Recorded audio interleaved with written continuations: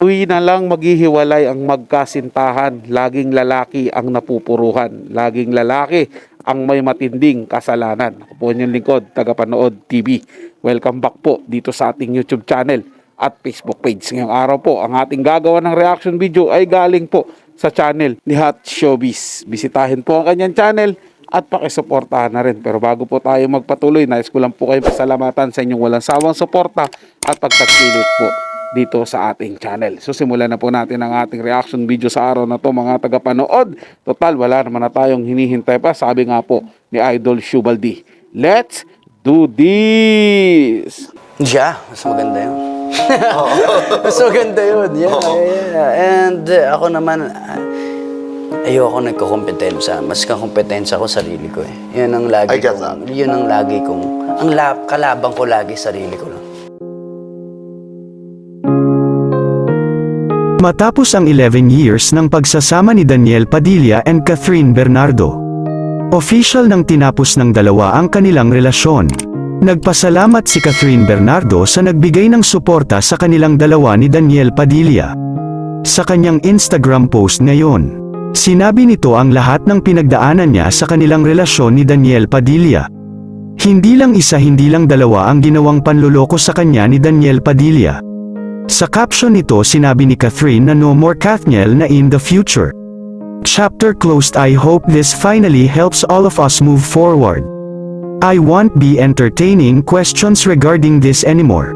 Thank you for understanding. Hindi naman nagpahuli si Daniel Padilla sa pagsasalita sa kanilang hiwalayan ni Catherine Bernardo. Anyang tugon ng aktor, 11 years K&D. Pag-ibig sa mundo. Buhay at sa limitadong oras na tayo ay nandito. Isang malaking biyaya ang pagmamahal.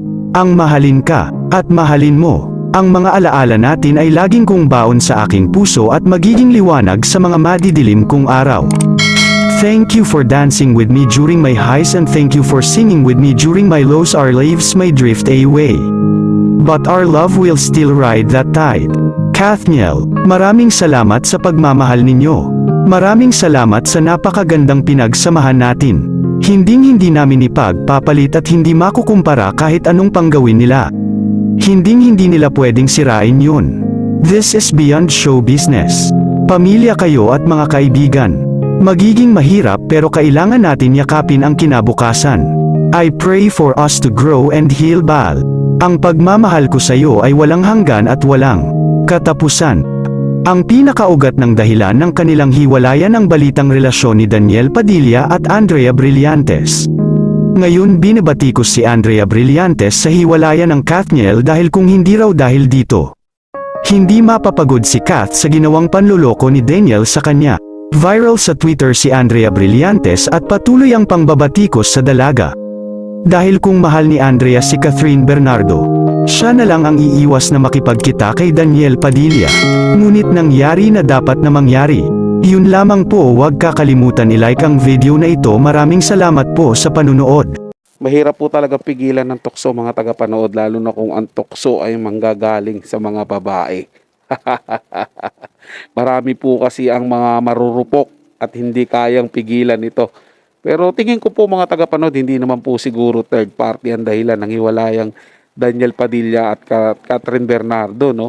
Sa akin lang po yun, mga tagapanood. Kasi parang hindi ko po nakikitang kayang gawin yun ni Daniel Padilla eh. Hindi po ba? Kasi nga po, kung iisipin nyo po, nakita niya po yung pagdurusa ng kanyang nanay, di ba? Nung magkahiwalay, at saka magkahiwalay po yung mama niya at saka yung papa niya. Di po ba? Nakita niya po kung gaano nasaktan yung mama niya. So tingin ko po parang hindi po siguro gugustuhin na ni Daniel Padilla na makita rin na ganun masaktan ang isang babae. Gayong pinapakita niya po na napaka-gentleman niyo po. Tsaka paano niya itatapon yung 11 years na pinagsamahan nila ni Catherine Bernardo? Hindi po ba para lang sa babaeng ngayon niya lang nakilala? Sa babaeng ngayon niya lang naman nakasama at hindi niya pa naman nakikilala ito ng lubusan?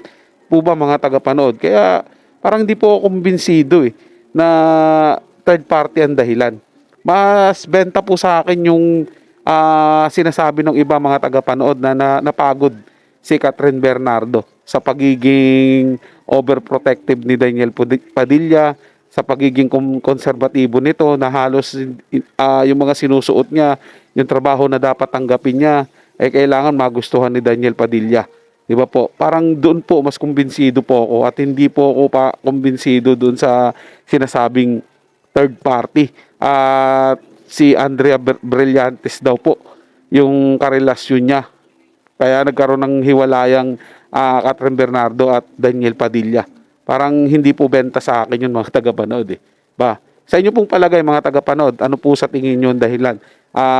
Naniniwala po ba kayo na third party ang dahilan ng kanilang hiwalayan? O doon sa balitang napagod na si Catherine Bernardo sa pagiging overprotected at konserbatibo ni Daniel Padilla. Mag-comment lang po kayo mga tagapanood, pag-usapan po natin yan. Kasi kung makakaladkad lang po ang pangalan ni Andrea Brillantes sa hiwalayang Daniel Padilla po mga tagapanood, kawawa naman po yung batang ito. Kasi siyempre galing din po siya sa hiwalayan nila ni Richie Rivero eh. Tapos ngayon nauugnay siya sa hiwalayang Daniel Padilla naman. So ano to, parang ayaw niya makakita ng buong relasyon.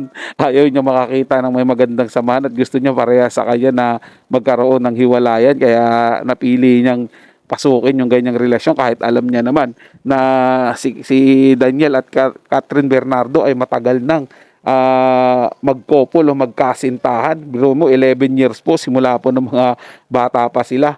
Hindi po ba mga tagapanood? So napaka-unfair po dun sa tao. Ngayon, kung totoo naman po na siya ang dahilan, itong si Andrea Brillantes ang dahilan, ako po, dapat hindi niya po ginawa yun. Unang-una, babae siya. Hindi po ba mga tagapanood, paano kung pagsawaan din siya ni Daniel Padilla? O masaklap dito, anakan lang siya, tas iwan siya. Diba? Mas masahol pa yung mangyayari sa kanya ni Catherine Bernardo. Biruin nyo po 11 years, diba? Nagawa po nilang tapusin. Ano pa kaya yung relasyon nila na magsisimula pa lang ngayon? At hindi po natin sigurado kung magtatagal po ba sila. Po ba mga tagapanood? So masakla po yun. So sana maging naisip niya yun, di ba? Kung totoo man po mga tagapanood, sana naisip niya yun na makakasira talaga siya ng isang samahan, makakasira siya ng isang relasyon. O sabihin na natin, pure na pakikipagkaibigan lang ang lapit sa kanya ni Daniel Padilla. Pero sana hindi rin siya nagpakita, hindi po ba, ng motibo. At nilayuan niya lang, kusa po siyang lumayo para wala pong masabing ibang tao. So yun lang po mga tagapanood, naway nagustuhan nyo po yung paksang ating tinalakay sa araw na to. Kung kayo'y bago lang po na napadaan dito sa ating channel, huwag nyo po sanang kalimutan na mag-subscribe. Hit nyo na rin po notification bell para lagi po kayong updated sa mga bago pang video na ating ilalabas. Share, like, and comment din po kayo mga tagapanood, ating yung babasahin at pupusuan. So hanggang sa muli po, ito yung Tagapanood TV. Komento at opinion lamang, wala pong personalan. Paalam po at mabuhay po kayong lahat.